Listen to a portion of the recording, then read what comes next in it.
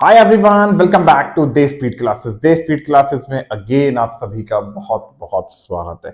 बच्चों, ये video dissolution के मेरे वन शॉट का सेकंड पार्ट है, राइट। इस सेकंड पार्ट में मैं आपके सामने कुछ प्रैक्टिकल क्वेश्चंस लेके आया हूं डिसोल्यूशन चैप्टर के। इन प्रैक्टिकल क्वेश्चन के थ्रू हम लोग समझेंगे कि हम डिसोल्यूशन चैप्टर के अंदर realisation account, partners capital account और कैश अकाउंट को कैसे कैसे मेंटेन करते हैं, राइट। डिसोल्यूशन के अपने वन शॉट के फर्स्ट पार्ट को मैं आपके सामने ऑलरेडी ला चुका हूं। मेरे उस वन शॉट के फर्स्ट पार्ट को जरूर देखना, मैक्सिमम से मैक्सिमम लाइक करना और शेयर जरूर करना। अब चलते हैं हमारे इस सेकंड पार्ट की तरफ। सेकंड पार्ट में मैं आपके सामने एक क्वेश्चन लाया हूं, ध्यान से देखना ये क्वेश्चन कहता क्या है। मैंने क्वेश्चंस के सॉल्यूशंस ऑलरेडी प्रिपेयर किए हुए हैं। अगर मैं आपके सामने क्वेश्चंस के सॉल्यूशन कराऊंगा तो वीडियो बहुत लंबी हो जाएगी, राइट। तो मेरा पर्पस क्या है कि आपको ये चैप्टर बहुत ब्रीफली समझाना, बहुत अच्छे से समझाना कि हम realisation account, partners capital account और कैश अकाउंट को कैसे कैसे मेंटेन करते हैं, राइट। ये क्वेश्चन कहता क्या है, योगेश और नरेश दो पार्टनर्स हैं और दोनों के ही प्रॉफिट शेयरिंग रेशियो इक्वली है। They dissolve the firm on 1 April 2023। Firm dissolve होती है 1 अप्रैल 2023 को। Naresh was assigned the responsibility to realise the assets and pay the liabilities at remuneration of 10,000। Naresh को जिम्मेदारी दी गई है कि भैया हमारी एसेट्स बिकवा देना और हमारी लाइबिलिटीज को पे करा देना, जिसके लिए नरेश को 10,000 रुपीज का एज रेम्यूनरेशन पे किया गया है, राइट, इंक्लूडिंग एक्सपेंस, राइट। यानी कि हमारे बिजनेस को उस समय बंद करते वक्त जो भी एक्सपेंसेस इनकर्ड होंगे उन सभी एक्सपेंसेस को मिला के सीधा सीधा इकट्ठा अमाउंट नरेश को दे दिया गया 10,000 का, कि हम आपको 10,000 रुपीज पे करते हैं। हम का मतलब पार्टनरशिप फर्म नरेश को 10,000 रुपीज पे करती है और 10,000 रुपीज एज रेम्यूनरेशन पे करती है कि हम आपको 10,000 रुपीज पे करते हैं और हमारे जितने भी खर्चे होंगे वो इस 10,000 में इंक्लूड है। फर्म की बैलेंस शीट दे रखी है, ऐसे ऐसे आपके सामने इंफॉर्मेशन गिवन है और फिर लास्ट में लिखा हुआ है द फर्म डिसॉल्व हो गई और लास्ट में मेंशन है कि prepare realisation account, partners capital account, partners loan account और कैश या बैंक अकाउंट। आपको 4 अकाउंट प्रिपेयर करने हैं जिनका नाम क्या क्या है, realisation account, partners capital account, cash account और नरेश का लोन अकाउंट, राइट। मैंने अपने फर्स्ट पार्ट में आपको ऑलरेडी समझाया था कि हम जब जब रियलाइजेशन अकाउंट मेंटेन करेंगे सबसे पहला हमारा काम क्या होगा कि बैलेंस शीट में जितनी भी एसेट्स मेंशन होंगी उन सभी एसेट्स को रियलाइजेशन अकाउंट के डेबिट साइड में ट्रांसफर किया जाएगा, कैश या बैंक को छोड़कर या फिर पार्टनर के लोन को छोड़कर। तो कैश और बैंक का ओपनिंग बैलेंस मेंशन है 6,000 रुपीज, तो वो सबसे पहले कैश अकाउंट की डेबिट साइड में आ गया टू बैलेंस बीडी के नाम से 6,000। और हमेशा याद रखना, अगर एग्जाम में इस तरह के प्रैक्टिकल क्वेश्चंस आते हैं तो सबसे पहले ये चारों फॉर्मेट एक साथ बना लेना। जितने फॉर्मेट के आपके सामने क्वेश्चंस आते हैं, इस क्वेश्चन में 4 अकाउंट मेंटेन करने के लिए कहा गया है, तो आपको ये 4 अकाउंट के पहले फॉर्मेट मेंटेन करने होंगे। उस पॉलिसी को मत अपनाना कि पहले रियलाइजेशन अकाउंट कंप्लीट करेंगे, उसके बाद पार्टनर्स कैपिटल अकाउंट कंप्लीट करेंगे, उसके बाद कैश अकाउंट कंप्लीट करेंगे। ऐसी पॉलिसीज को कभी भी फॉलो मत करना। पहले चारों अकाउंट के प्रॉपर्ली फॉर्मेट बना लेना और फॉर्मेट बनाने के बाद जो जो ट्रांजेक्शन जिन जिन अकाउंट्स के अंदर मेंशन होनी चाहिए या फिर रिकॉर्ड होनी चाहिए वहां रिकॉर्ड करते हुए चलना। तो कैश और बैंक का ओपनिंग बैलेंस दे रखा है 6,000, कैश अकाउंट में आ गया। उसके बाद इन्वेस्टमेंट डेटर्स 40,000 और 30,000, इन्वेस्टमेंट 30,000, डेटर 40,000 रियलाइजेशन अकाउंट की डेबिट साइड में आ गए। प्रोविजन 4,000 का है, रियलाइजेशन अकाउंट की क्रेडिट साइड में प्रोविजन 4,000 रुपए आ गया। बिल्स रिसीवेबल 33,400 डेबिट हो गया। Advertisement suspense partners capital account की डेबिट साइड में बांटे जाते हैं। इनके रेशियोज कितने हैं, रेशियोज मेंशन नहीं है, तो हमने इक्वल बांट दिया एडवर्टीजमेंट सस्पेंस को। अब लायबिलिटी में आ जाओ। क्रेडिटर्स 40,000 के हैं, बिल्स पेबल 40,000 के हैं, तो क्रेडिटर्स और बिल्स पेबल भी 40,000 के रियलाइजेशन अकाउंट की क्रेडिट साइड में आ गए। लोन बाय नरेश, पार्टनर का लोन मेंशन है, पार्टनर के लोन को। अब आपसे यहां बोला गया कि आपको को नरेश का लोन अकाउंट मेंटेन करना है, तो लोन लायबिलिटी होती है, लायबिलिटी का ओपनिंग बैलेंस लोन। लायबिलिटी का मतलब क्या है कि यहाँ पे लोन लायबिलिटी साइड में है, राइट। तो अगर लोन लायबिलिटी साइड में है तो यानी कि लायबिलिटी का ओपनिंग बैलेंस हमेशा क्रेडिट होता है। तो बाय बैलेंस बीडी के नाम से हमने 44,000 नरेश लोन अकाउंट में कहा लिख दिए, क्रेडिट साइड में। फिर लिखा हुआ है loan by Mrs Yogesh, Mrs Yogesh से लोन लिया गया है, तो योगेश की वाइफ से लोन लिया गया है। मैंने पहले भी आपको समझाया था कि पार्टनर के जो भी रिलेटिव होंगे, रिलेटिव से अगर कोई भी लोन लिया जाएगा तो रियलाइजेशन अकाउंट की क्रेडिट साइड में ट्रांसफर किया जाएगा। Investment fluctuation reserve as it is 8,000 realisation account की क्रेडिट साइड में आ गया। कैपिटल अकाउंट दे रखे हैं योगेश नरेश के 21,000 तो बाय बैलेंस बीटी 21,000 और 21,000 आ गया, राइट। उसके बाद रियलाइजेशन अकाउंट की डेबिट साइड में हेडिंग डालना लायबिलिटी पेड इन कैश और क्रेडिट साइड में हेडिंग डालना assets realised in cash, right. तो जितनी भी आप एसेट्स को कैश में बेचोगे वो सारी की सारी इस हेडिंग के नीचे आ जाएंगी और जितनी भी लायबिलिटीज को आप कैश में पे करोगे वो सारी लायबिलिटीज इस हेडिंग के नीचे आ जाएंगी, राइट। पहली एडिशनल इंफॉर्मेशन कहती क्या है, योगेश ने अपनी वाइफ का लोन पे कर दिया। योगेश ने अपनी वाइफ का लोन पे कर दिया। योगेश की वाइफ का लोन कितना था 42,000, राइट। योगेश की वाइफ से पार्टनरशिप हमने लोन लिया हुआ था। अब पार्टनरशिप हमने जो लोन लिया था वो योगेश ने पे किया, तो to Yogesh capital account 42,000 realisation account के डेबिट साइड में आ गया टू योगेश कैपिटल अकाउंट। अगर पार्टनर पार्टनरशिप फर्म की लायबिलिटी को पे करता है तो वो हमेशा रियलाइजेशन अकाउंट के डेबिट साइड में आता है। मेरा फर्स्ट पार्ट जरूर देख लेना। और दूसरा ये यहाँ डेबिट हो गया तो पार्टनर्स कैपिटल में क्रेडिट, तो बाय रियलाइजेशन अकाउंट के नाम से योगेश के कैपिटल अकाउंट को 42,000 से क्रेडिट कर दिया गया। डेटर रियलाइज हो रहे हैं 30,000 से। जितने भी हमारे डेटर थे, हमारे 40,000 वाले डेटर थे, उन्होंने हमें 30,000 रुपीज पे कर दिए, तो हमारे पास में कैश रिसीव हुआ, इसीलिए इस हेडिंग के नीचे आ गया। नरेश ने इन्वेस्टमेंट को टेकन ओवर किया 26,000 में। हमारी इन्वेस्टमेंट कितने की थी 30,000 की, लेकिन 30,000 की इन्वेस्टमेंट को नरेश लेके चला गया, तो बाय नरेश कैपिटल अकाउंट के नाम से रियलाइजेशन अकाउंट की क्रेडिट साइड में 26,000 आ चुका है और यही पार्टनर्स कैपिटल अकाउंट की डेबिट साइड में टू रियलाइजेशन के नाम से 26,000 नरेश के कैपिटल अकाउंट की डेबिट साइड में आएगा। उसके डेबिट साइड में आने के पीछे रीजन क्या होता है, क्योंकि इन्वेस्टमेंट पार्टनरशिप फर्म की थी, पार्टनर लेके जा रहा है, तो जितने में पार्टनर पार्टनरशिप फर्म की एसेट्स को लेके जाएगा उतना पैसा पार्टनर से वापस लिया जाता है, तो वो पैसा पार्टनर की कैपिटल अकाउंट में से निकाला जाता है। अगर पार्टनर की कैपिटल अकाउंट से पैसा निकाला जाएगा तो कैपिटल घटेगी, कैपिटल घटती है तो डेबिट। आगे आ जाओ, फिर बात करते हैं creditors and bills payable were payable after 2 months but were immediately paid at a discount of 15%। Creditors और बिल्स पेबल को हमें कोई पैसा पे करना था 2 महीनों के बाद, लेकिन वो तुरंत यानी इमीडिएटली पे कर दिया गया, तो हमने अपने लेनदारों को क्या, जो हमारे लेनदार थे जो हमसे पैसा लेते, तो हमारे लेनदारों ने हमें 15% का डिस्काउंट अलाउ कर दिया। तो हमारे क्रेडिटर्स कितने थे 40,000 के, तो 40,000 वाले लेनदारों ने हमें यानी पार्टनरशिप फर्म को 15% का डिस्काउंट अलाउड किया। तो 40,000 का 15% कैसे कैसे कैलकुलेट करोगे, 40,000 का 15% 2 months के लिए आंसर आएगा 1000, राइट। तो 40,000 में से 1000 माइनस कर देना, क्रेडिटर्स 39,000 के पे हो गए। सिमिलरली बिल्स पेबल भी 39,000 के पे हो गए। Bills receivable were received allowing 5% rebate. BR का पैसा मिलना था 33,400, अब हमें इसी बिल्स रिसीवेबल का अमाउंट रिसीव हुआ है 5% की छूट के बाद, यानी कि ये 100% फिगर है। इस 100% फिगर का सारा पैसा हमें नहीं मिला, 5% हमें कम मिला है, तो यानी कि 95% मिला है। तो 33,400 का 95% करेंगे तो 31,730 आएगा। डेटर पिछले साल हमने एज राइट ऑफ किए थे एज बैड डेट, अब उनसे हमें 15,000 रुपए उन्होंने हमें पे कर दिए, तो हमें बैड डेट रिकवर्ड हो गए। करंट ईयर में बैड डेट रिकवर्ड होने का मतलब हमारे पास में कैश रिसीव हुआ, रियलाइजेशन अकाउंट की क्रेडिट साइड में आ गया। अनरिकॉर्डेड एसेट्स, कुछ ऐसी एसेट्स थी जो पहले से बैलेंस शीट में रिकॉर्डेड नहीं थी, अब उन सभी एसेट्स को भी बेचकर 10,000 रुपए मिल गए, उसे हमने कहां रिकॉर्ड कर दिया, रियलाइजेशन अकाउंट की क्रेडिट साइड में, एसेट्स रियलाइज्ड इन कैश की हेडिंग में, राइट। और जो स्टार्टिंग में ये बात लिखी गई थी कि नरेश को 10,000 रुपीज का एज रेम्यूनरेशन पे किया गया है, तो वो भी कहां पे आएगा, to Naresh capital account 10,000 rupees, और यही नरेश के कैपिटल अकाउंट की क्रेडिट साइड में भी आ जाएंगे बाय रियलाइजेशन के नाम से 10,000 रुपीज, राइट। तो ऐसे ऐसे करके हमने अपना रियलाइजेशन अकाउंट कंप्लीट कर लिया। जो जो ट्रांजेक्शंस आती थी वो ट्रांजेक्शन यहाँ डाल दी। उसके बाद हम इस रियलाइजेशन अकाउंट को क्लोज करेंगे। डेबिट साइड का भी सम करके देखेंगे और क्रेडिट साइड का भी सम करके देखेंगे, राइट। इस क्वेश्चन के अंदर क्रेडिट साइड का समेशन ज्यादा आ रहा है 246730। अब हमने बल्कि इस अमाउंट को भी फाइंड आउट करने से पहले कुछ बातें बता देता हूं। ये जितने भी इनर कॉलम के अमाउंट है सभी कॉलम का सम, सभी अमाउंट्स का सम करना, आउटर कॉलम के अंदर मेंशन कर देना।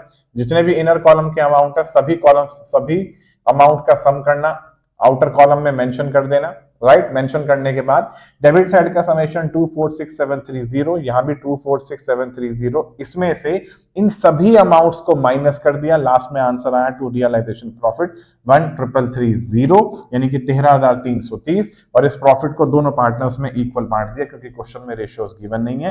तो ये हमारा क्या आ गया, रियलाइजेशन प्रॉफिट दोनों के दोनों पार्टनर्स का। यही realisation profit partners capital account में क्या होता है, क्रेडिट। तो बाय रियलाइजेशन प्रॉफिट दोनों के दोनों अमाउंट कहां पे आ गए, क्रेडिट साइड में, राइट। अब उसके बाद ये चीज क्रॉस वेरीफाई कर लेना कि नरेश की कैपिटल अकाउंट, योगेश की कैपिटल अकाउंट और नरेश की कैपिटल अकाउंट, राइट, ये दोनों होने चाहिए क्रेडिट और ये होना चाहिए डेबिट। ये डेबिट हो रहा है, ये दोनों क्रेडिट हो रहे हैं। बाय बैलेंस बीडी भी आ गया, रियलाइजेशन प्रॉफिट भी आ गया, ठीक। एडवर्टीजमेंट सस्पेंस को भी हम बांट चुके हैं, सारी की सारी चीजें क्लियर है।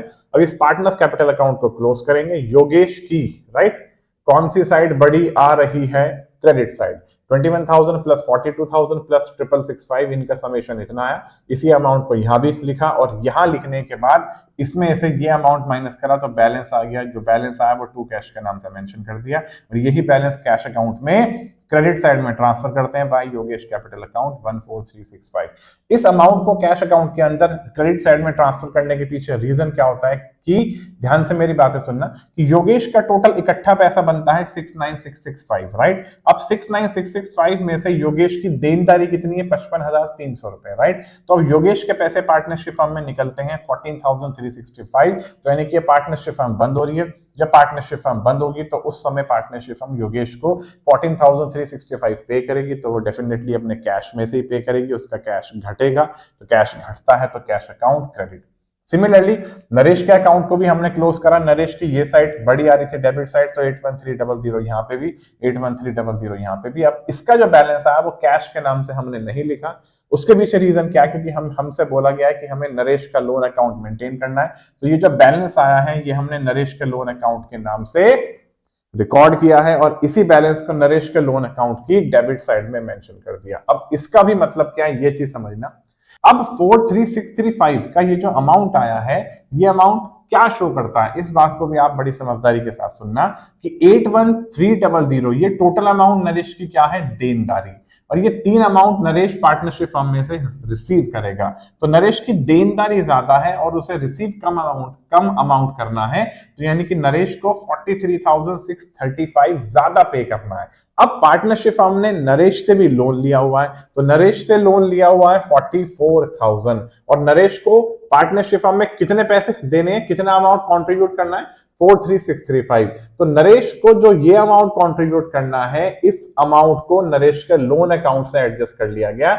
यानी कि पार्टनरशिप फर्म ने नरेश से 44,000 रुपीस का अगर लोन लिया हुआ है तो 44,000 में से 43635 को माइनस करने के बाद अब टू कैश आ गया 365। तो अब पार्टनरशिप फर्म नरेश को जो पैसा पे करेगी वो सिर्फ 365 रुपीस पे करेगी, क्योंकि नरेश के लोन के अमाउंट से इस अमाउंट को एडजस्ट कर लिया कि भैया नरेश हमने आपसे 44,000 का लोन लिया, आप एक काम करो कि आप हमारी पार्टनरशिप फर्म में 43635 अब पे करोगे, तो आप 43635 पे मत करो, आप सिर्फ और सिर्फ 365 रुपीस पे कर दो, क्योंकि आपके पार्टनरशिप फर्म में 365 रुपए निकलते हैं जो पार्टनरशिप फर्म आपको पे करेगी। और यही 365 रुपीस कहां पे आ गया, कैश अकाउंट की क्रेडिट साइड में, राइट।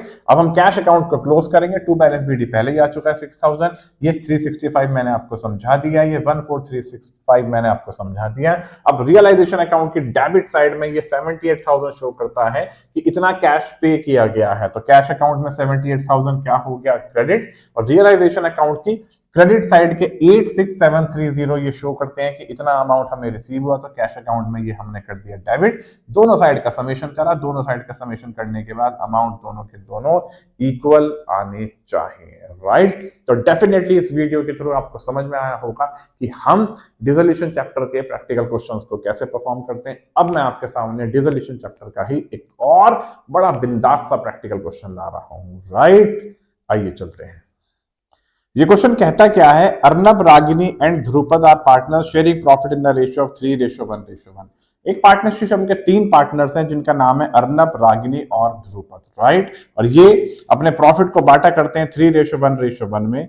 लास्ट ईयर कुछ ना कुछ कंफ्लिक्ट अराइज हुआ है इनके डिसएग्रीमेंट को देखते हुए, डिसएग्रीमेंट में कोई ना कोई इश्यूज क्रिएट हुए, जिन इश्यूज के कारण पार्टनरशिप फर्म बंद हुई, और उसी दिन की यहां पे आपके सामने बैलेंस शीट गिवन है, राइट। बैलेंस शीट में इंफॉर्मेशन गिवन है और उसके बाद में लिखा हुआ है the assets were realised and the liabilities were paid. Assets को बेच दिया गया और लायबिलिटीज को पे कर दिया गया। और लास्ट में बोला गया prepare realisation account and partners capital account. आपसे बोला गया है कि आपको रियलाइजेशन अकाउंट मेंटेन करना है और पार्टनर्स कैपिटल अकाउंट मेंटेन करना है। मैंने आपके सामने रियलाइजेशन अकाउंट का भी फॉर्मेट बना रखा है, पार्टनर्स कैपिटल का भी और बैंक अकाउंट का भी, राइट। बैंक या फिर कैश कह लो, कुछ भी कह लो। यहां इस वाले क्वेश्चन में बैंक का ओपनिंग बैलेंस है, इसलिए मैंने बैंक का ही कॉलम मेंटेन करा। अब ध्यान से देखना क्वेश्चंस की स्टार्टिंग ऐसे होगी, बहुत इजी है, सीधी सी बात है। जितनी भी एसेट्स है सारी की सारी रियलाइजेशन में डेबिट कर देना। बैंक का opening balance to balance BD के नाम से 50,000, डेटर 1,70,000 रियलाइजेशन में डेबिट, प्रोविजन 20,000 रियलाइजेशन में क्रेडिट, स्टॉक 1,50,000 रियलाइजेशन में डेबिट, इन्वेस्टमेंट 2.5 लाख रियलाइजेशन में डेबिट, बिल्डिंग 3 लाख रियलाइजेशन में debit, profit and loss 50,000 partners capital account में बांटा जाता है डेबिट साइड में, राइट। क्योंकि एसेट्स वाली इंफॉर्मेशन पार्टनर्स कैपिटल अकाउंट की डेबिट साइड में जाएगी। क्रेडिटर्स 60,000 रियलाइजेशन में क्रेडिट, अर्नब ब्रदर लोन यानी पार्टनर के रिलेटिव का लोन रियलाइजेशन में क्रेडिट 95,000, ध्रुपद लोन 1 लाख, ध्रुपद का लोन बैंक अकाउंट में कहा जाएगा क्रेडिट साइड में। इन्वेस्टमेंट फ्लक्चुएशन रिजर्व 50,000 रियलाइजेशन में क्रेडिट। उसके बाद कैपिटल अकाउंट के बैलेंस दे रखे हैं 275,000, 2 लाख और 170, 275,000, 2 लाख और 1,70,000 पार्टनर्स कैपिटल अकाउंट में क्रेडिट। उसके बाद रियलाइजेशन अकाउंट के डेबिट साइड में हेडिंग डालना लायबिलिटी पेड इन कैश, और यहां क्रेडिट साइड में हेडिंग डालना assets realised in cash, right. First additional information क्या कहती है कि अर्नब ने अपने भाई का लोन पे कर दिया, तो to Arnab capital account Arnab brother loan, right, realisation में डेबिट और पार्टनर्स कैपिटल में क्रेडिट भी किया जाएगा, तो 95,000 credit, right. Second additional information क्या कहती है, इन्वेस्टमेंट को बेचा गया 20% कम वैल्यू के साथ। इन्वेस्टमेंट कितने की थी, 2.5 लाख की। 2.5 लाख की इन्वेस्टमेंट को 80% के रेट से बेच दिया गया, तो यानी कि अमाउंट आ गया 2 लाख रुपए। Creditors were paid at 10% less. हमने अपने लेनदारों को जो पेमेंट पे की है वो 10% कम पे की है। 60,000 रुपए पे करने थे, उसका 10% कम पे किया है, तो 90% ही पे किया है, तो क्रेडिटर्स में 54,000 आ गया। उसके बाद क्या कह रहे हैं, बिल्डिंग वॉज ऑप्शन, बिल्डिंग की नीलामी की गई थी, जिसमें नीलामी करके 3,55,000 रुपए हमें रिसीव होने थे, लेकिन नीलामी में ही हमें 5,000 का कमीशन पे करना पड़ गया, तो हमारे पास में एग्जैक्ट अमाउंट कितना आया, बिल्डिंग के 3.5 लाख रुपए रिसीव हुए। स्टॉक के 50% को रागिनी ने टेकन ओवर कर लिया मार्केट प्राइस पे, जो कि बुक वैल्यू का 20% कम है, और रिमेनिंग स्टॉक को भी उसी मार्केट वैल्यू पे ही बेचा गया है। तो स्टॉक का 50%, स्टॉक कितने का है, 1.5 लाख। 1.5 लाख का 50% 75,000, 75,000 के स्टॉक को रागिनी टेकन ओवर करती है 20% कम वैल्यू पे, तो 75,000 का भी 20% कम कर दो तो वो बनता है 15,000, तो 75,000 में से 15,000 को माइनस कर देना, 60,000 का अमाउंट आया। तो बाय रागिनी कैपिटल अकाउंट 60,000 यहां कर दिया क्रेडिट, तो रागिनी में 60,000 को क्या करेंगे, डेबिट, रागिनी कैपिटल अकाउंट में। अब रिमेनिंग जो स्टॉक होगा वो रिमेनिंग स्टॉक की भी मार्केट वैल्यू कह रहे हैं, तो रिमेनिंग स्टॉक की भी मार्केट वैल्यू 60,000 बनती है। तो अब रिमेनिंग स्टॉक को हमने 60,000 के रेट से बेच दिया, तो स्टॉक के पैसे हमारे पास 60,000 रुपए आए, राइट। आगे चलते हैं। डिसोल्यूशन एक्सपेंस 8,000 का था, 3,000 रुपए तक का खर्चा फर्म का था। देखो बॉन्ड का मतलब क्या होता है, बॉन्ड का मतलब होता है जो कि खर्च होना। तो डिसोल्यूशन एक्सपेंस 8,000 का था, जिसमें से फर्म का खर्चा 3,000 का था और बैलेंस ध्रुपद का था, राइट। तो 5,000 ध्रुपद को पे करने थे, सारा का सारा खर्चा ध्रुपद ने पे कर दिया, राइट। अगर सारा का सारा खर्चा ध्रुपद ने पे कर दिया तो ध्रुपद को तो सिर्फ 5,000 रुपए पे करने थे, लेकिन ध्रुपद ने वो 3,000 रुपए को भी पे कर दिया जो पार्टनरशिप फर्म को पे करने थे। तो अब ध्रुपद पार्टनरशिप फर्म से वो 3,000 रुपए रिसीव करेगा।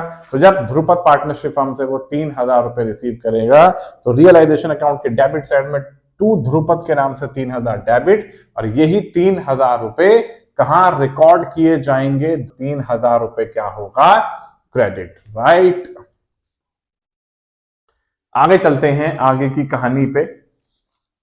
सारी की सारी एडिशनल इंफॉर्मेशन हो चुकी है। अब एडिशनल इंफॉर्मेशन के होने के बाद हमारा क्या काम होगा, हम सबसे पहले रियलाइजेशन अकाउंट को क्लोज करेंगे। रियलाइजेशन अकाउंट को क्लोज करने के बाद हम इसके बैलेंसेस को पार्टनर्स कैपिटल में ट्रांसफर करते हैं।